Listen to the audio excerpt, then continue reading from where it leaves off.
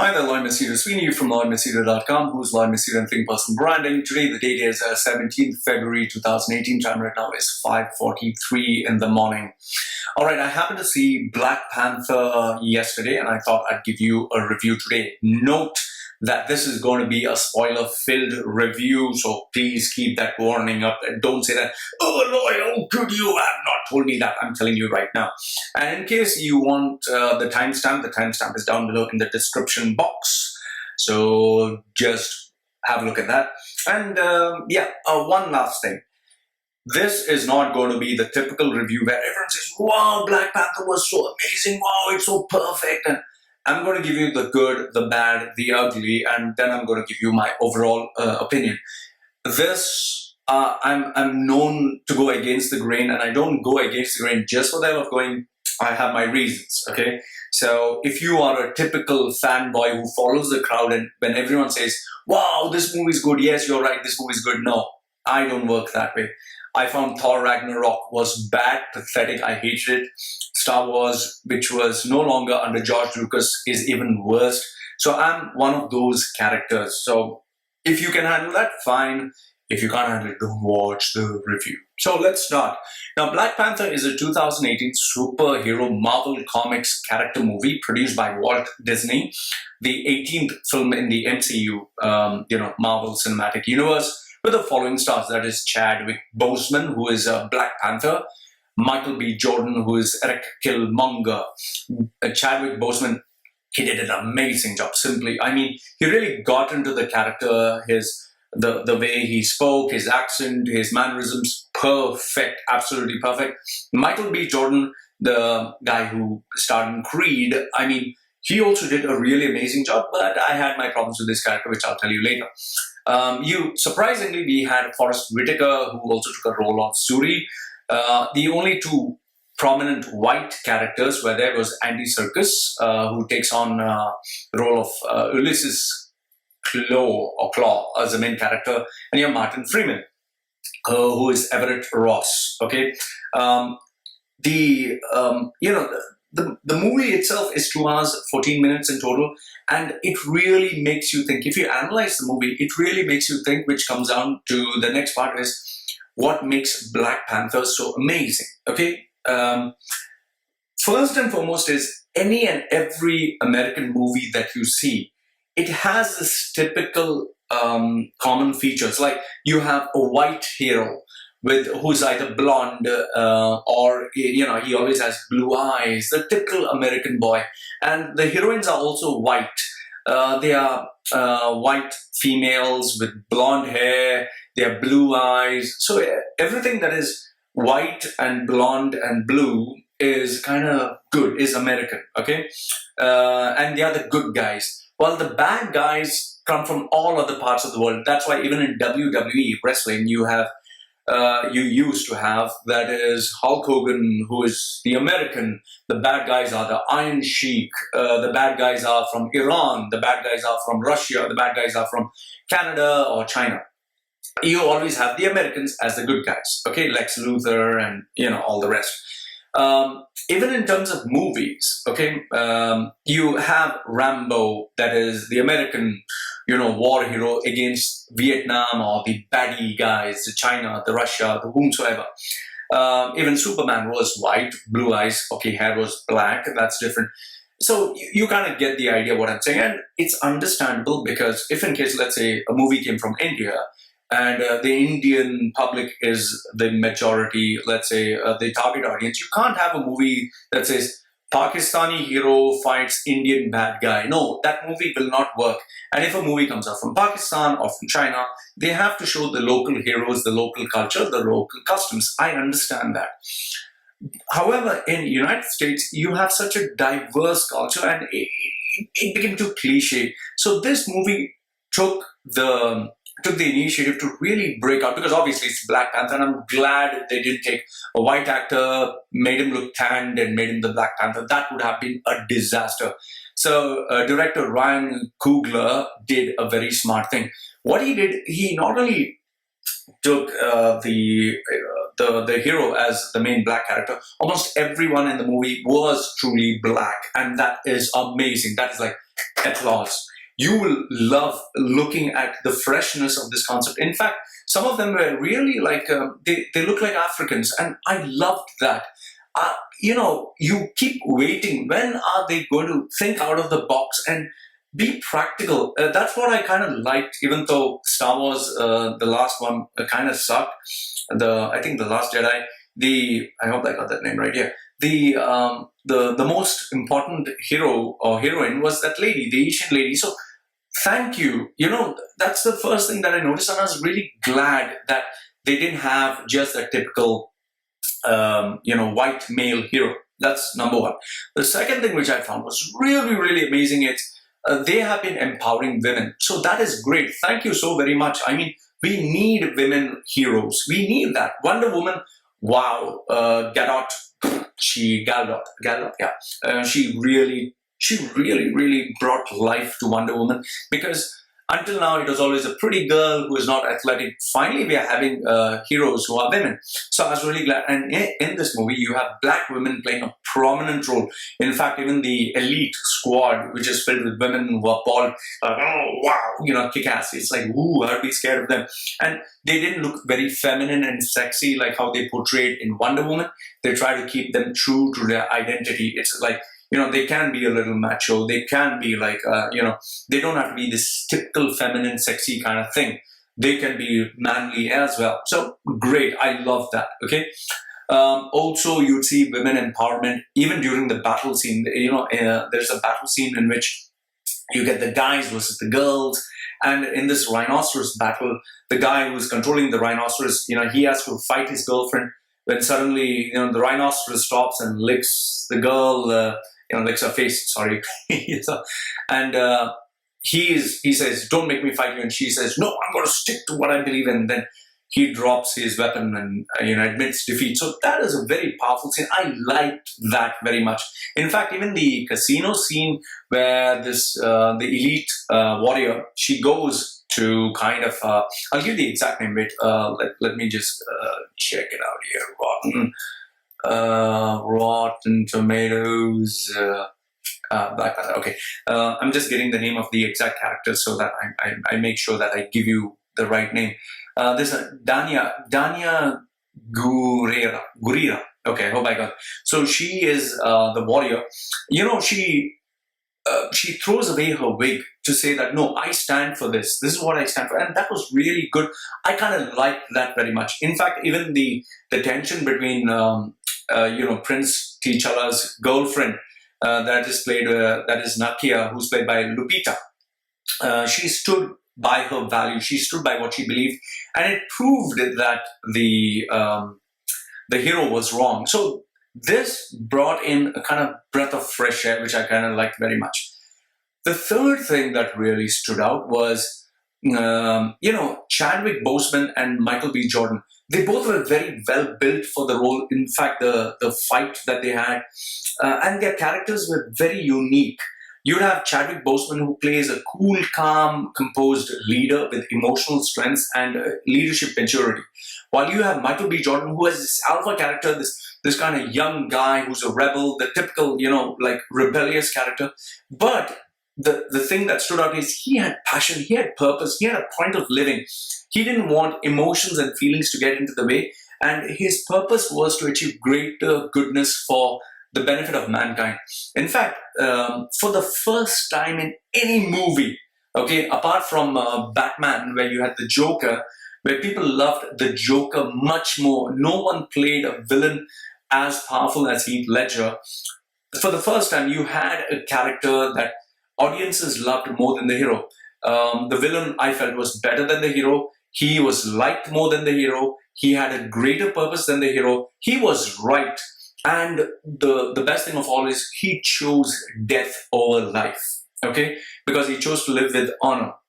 So that was really mind-boggling. So that is point number 3. And point number, coming to point number 3, I felt the most powerful part was where he was ready to die for his values, and he chose to die, okay?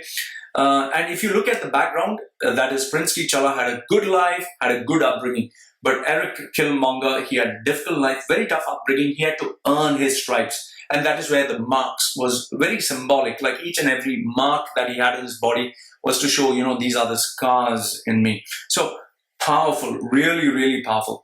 Point number 4, which I felt was really, really great, was the fact that Black Panther focuses on the disdain that Western countries have when they look at an African country, and if you sit towards the credits towards the end, one of the representatives, I think it was from US, he says, what good can come out of Africa? So that was a very powerful moment, because Trump, when he bought about the shithole countries concept, who he claimed that refugees come from the American way of they come from their huts to live the American way of life. So here they kind of had the intuitive foresight to know that Africa doesn't mean poor. So really, really nice. I liked that very much. Okay.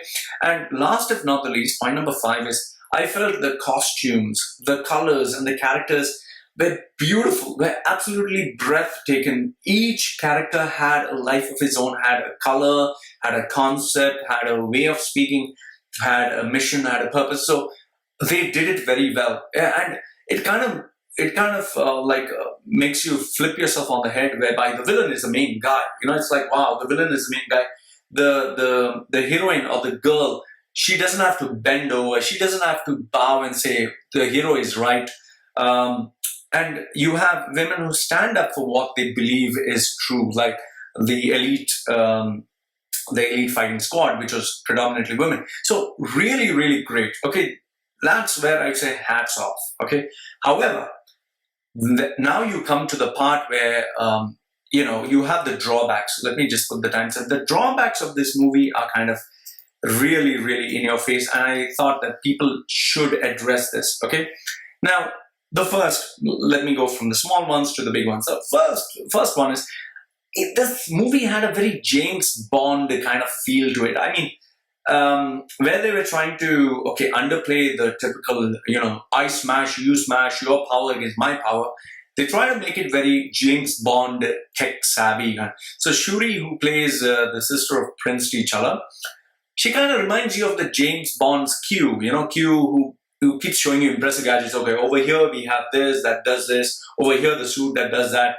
The funny bits here and there. Okay, don't touch that button and boom, something happens and James Bond falls down. So I really felt that they try to give it a James Bond kind of a feel. Okay, and that kind of it kind of detaches you when you're watching the movie. The second thing is the fight scenes kind of where I felt Walt Disney tried to take the safer way out by trying to make it very much like the Tron series, where you wear dark neonish kind of outfits with the glow, that neon green or neon pink or neon purple. It was very much like that. So they tried to make it look very futuristic but very Tron kind of based. Point number 3 is the fight scenes. Oh my goodness, especially at the end, it sucked. And it's even when they had that fight between two guys that should be traditional, they tried to make it gladiator a bit. It didn't come out so nice. I really felt it just didn't come out. That feel was not there like the movie Gladiator, or it just didn't feel nice. I wish maybe they could have tried a little bit of 300 there, but then I know maybe people would say, oh, it was very much like 300, but it didn't come out that well. Okay, and the last fight scene was bad, was really, really bad. I just felt as if I was watching a cheap CGI movie. Okay, number 4 is the CGI. Coming to that, the part where the spaceship is coming through the scenes and Prince T'Challa and Eric Killmonger are falling. It kind of reminded me of the Spider-Man Part 3. Even the car scene, the car chasing, it didn't feel real at all, man. Come on, what are you doing? Why you just disconnect? You're like, man, that looked cartoonish, So, and even the spaceship, many times especially certain scenes, the spaceship looked very real. But then most of the other scenes, you knew for a fact these are two composites on top of each other. Oh, he's going. It's not real. So I was very disappointed with the CGI, and especially their suits. It kind of reminded me of Green Lantern. The car scene, the car chase scene, I didn't feel that was very relevant to the whole script. I just feel it was there for the sake of being there. It had a Fast and Furious Bourne Identity kind of look and feel. It felt very irrelevant. Why are you having a car scene? I didn't feel it added any value. Then point number 6, you have the casino fight scene. Once again, it reminded me of James Bond's, Macau casino scene in Skyfall. It's the same problem that Star Wars had. Why are you having a casino scene? Why is it being copied from the typical James Bond kind of format? Point number 7 is Andy Serkis. Why? I mean, he's a villain, fine, but you're killing the villain just like that. He has a very small role. I didn't feel they did justice to his role at all. Maybe he could have been there, I don't know, but they killed him too, just for no reason. And here's the thing: if Eric, what's his name, the bad guy, Eric Killmonger, if he had to kill the guy, why did he kill him right up, dragging the movie so long till half the way? He could have killed him right in the beginning if he didn't need him. And, this didn't make sense. And last and not least, the plot holes in the movie. You're talking of a country that does not do any trade, then how are they earning money? They are vegetarians, so, I mean, what? So everyone's eating only plants? It's illogical. Then how is the country surviving? How is the country sustaining? Vibranium, if it's so great, there are so many loopholes in the plot. You begin to think, okay, your brain starts thinking of these things. I didn't feel they got covered, okay? And, personally speaking, if you see the MCU, Killmonger comes back to life. So you begin to think, was his death premature? So all these areas really kind of had a bad, left a kind of bad taste in your mouth. Well, oh, by the way, one of the interesting trivias was Leslie Snipes was actually the person who was scheduled to play this role in the year 1992. That's something that I found out. The project went through multiple changes, but finally it didn't get through. Okay, so having given you all these drawbacks, the moment of truth, let me just put a timestamp before I do that. The moment of truth is simply this. The message is powerful. Okay, the message is powerful. You have the clash of values, that is Prince T'Challa versus, Eric Killmonger. It kind of reminded me more of Martin Luther King's principles and philosophies versus Malcolm X. So Martin Luther King believed in peace, nonviolence, and we can all live together. You had Eric Killmonger who believed that no, like Malcolm X, we need to keep our unique identity. We are not them. Might is right. They hit us, we hit them back. So I felt that this was really brought about. It was a very powerful social issue. The other thing which I felt was really great. Thank you so much for bringing in an all-black cast. It was very necessary. We were going through too much of these, white is right and the typical American. You have a country that is so diverse with so many cultures, so many nationalities. So many people from so many backgrounds. Highlight them. And I love the fact that women are being made to play a prominent role. So all this is good. And especially the villain. Not putting a person who's mindless, who's just killing for the sake of killing. Okay. Finally, they have realized that you don't have to have villains, because bad guys are maybe bad to you, but they are actually good to so many other people. So it's like a war. America likes to show American guys, in that sniper, the American guy's good. Wow, he's killing these children for us. But when you look at the other side, and the Iraqis, the Afghanistan, they are doing it for their family. So I like the balanced approach that was taken. However, in terms of the poor CGI, the very poor CGI, the plot holes, the terrible ending, oh my goodness, the ending, I was like, I can't take this anymore. And a really poor cinematic experience when you see the way the CGI is blended in. I just was disappointed. I was really disappointed. And that is why, I got bored at so many points of the movie, which is why I gave the movie a 6 out of 10. So if I were to break it down into different aspects, action scenes were 4 out of 10, not good. You could have made it better. Visual effects, bad, 4 out of 10. Especially, when the guy, what's his name? Prince Chala is looking up to the mountain. It looked so fake. I mean, come on, Star Wars. When you looked at the whole stadium, you knew this was CGI. Looking at all these guys at the mountain, you felt it was CGI. You got disconnected. Character development, 9 out of 10, brilliant. Storyline, bah. Oh, you are not answered so many questions, 6 out of 10. So overall, I gave the movie 6 out of 10. This is what I felt. Let me know what you think. This is my opinion. This is my review. I love to hear different points of thought. If you feel I'm wrong, go ahead. Let me know your views. I love a healthy discussion. And overall, let me know what you thought as well. Did you like the movie so very much? Did you feel it was so perfect that it didn't deserve to have even one bad negative review? So let me know what you think. By the way, just one thing before I go, Stan Lee makes his usual friendly appearance. That was always good. Thank you, Stan Lee. You're always welcome. So, Lloyd from LloydMachedo.com, who's Lloyd Machedo and Think Personal Branding, giving you his views on the movie, The Black Panther. And you like to stick up right at the end and see some bloopers, go ahead. Or maybe I'll put it in a separate video. Anyway, this is me saying goodbye for now. As usual, give me a thumbs up if you like the video, thumbs down, didn't like the video, comment on it, and do share it. This is me, Lloyd Machedo, saying goodbye for now. Take care.